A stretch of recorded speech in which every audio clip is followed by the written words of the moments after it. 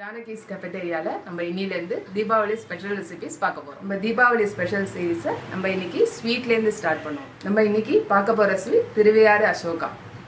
இதுக்கு தேவையான பொருட்கள் 1 கப் பயத்தம்பருப்பு, 2 கப் சர்க்கரை, 1 கப் நெய், 2 டீஸ்பூன் கோதுமை மாவு, ஏலக்காய், குங்குமப்பூ கலவை, ஃபுட் கலர், முந்திரி பருப்பு, திராட்சை.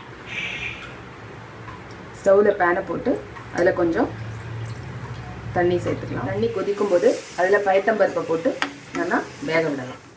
பயத்தம்பருப்பு இப்போ நல்லா வெந்திருக்கு, ஆனால் நல்லா குழையிற வரைக்கும் நம்ம வெயிட் பண்ணணும். சர்க்கரையை போட்ட அப்புறம் அது கொஞ்சம் ஹார்டாகிடும், அதனால் நல்லா இன்னும் கொஞ்சம் குழையட்டும். இப்போ பயத்தம்பருப்பு நல்லா குழைவாக வெந்துடுது. இப்போ நம்ம இதில் சர்க்கரையை ஆட் பண்ணலாம்.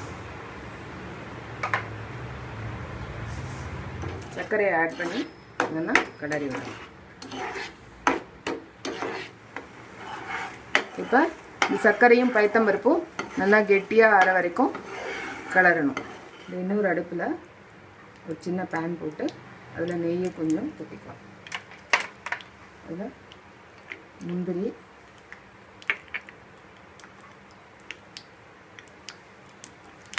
முந்திரி கொஞ்சம் பொன்னிறமாக வறுபடுற சமயத்தில் இந்த திராட்சையை போட்டு வறுக்கணும்.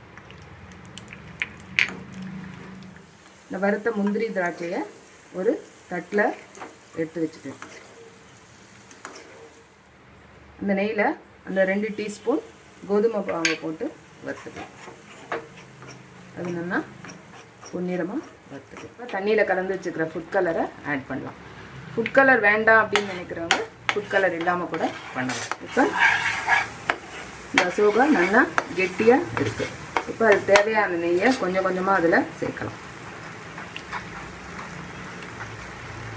நெய் கூட அவங்கவுங்க உடம்புக்கு தகுந்த மாதிரி பார்த்து சேர்த்துக்கலாம்.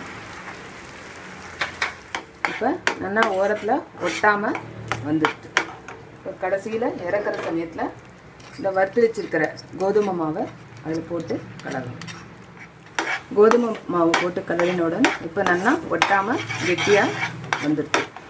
இப்போ பாக்கி இருக்கிற நெய்யை அதில் சேர்த்து இறக்கலாம். இப்போ சுவையான அசோகா ரெடி. அதில் நம்ம வறுத்து வச்ச முந்திரி, திராட்சை, ஏலக்காய் பொடி போட்டு அலங்கரிக்கலாம்.